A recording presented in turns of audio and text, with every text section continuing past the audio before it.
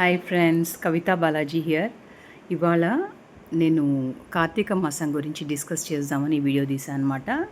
కార్తీక మాసంలో వచ్చే పౌర్ణమి చాలా విశేషకరం. అది 5th వస్తుంది. 5th 10:30 ఆర్ 10:40 అరౌండ్ నైట్ వస్తుంది. నెక్స్ట్ డే ఈవినింగ్ 6:48కి అది పాస్ అయిపోతుంది అనమాట. అయితే ఈ ఫస్ట్ కార్తీక మాసంలో వచ్చే ఈ పౌర్ణమిలో మనం ఏం చేయాలంటే 365 ఒత్తులు వెలిగించాలి. వెలిగిస్తే ఏమవుతుందంటే సంవత్సరం మొత్తము మనము దీపం పెట్టుకున్న పుణ్యం లభిస్తుందన్నమాట. ఆ 365 ఒత్తులను ఒక కట్టలా కట్టేసి ఆ రోజు ఉపవాసం ఉండి ఒత్తుల్ని చేస్తే చాలా మంచిది. కొనుక్కొని పెడితే కూడా ఇట్స్ ఫైన్, నో ప్రాబ్లం. మనం చేస్తే అది మనకు పుణ్యం వస్తుందన్నమాట.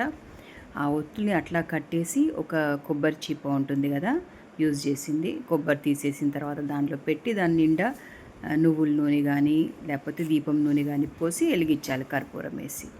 ఓకేనా అండి? ఈ వీడియో మీకు చాలా నచ్చింది అనుకుంటాను. Like, share and subscribe my channel Kavitha Balaji here. Follow my insta. Thanks for watching my video.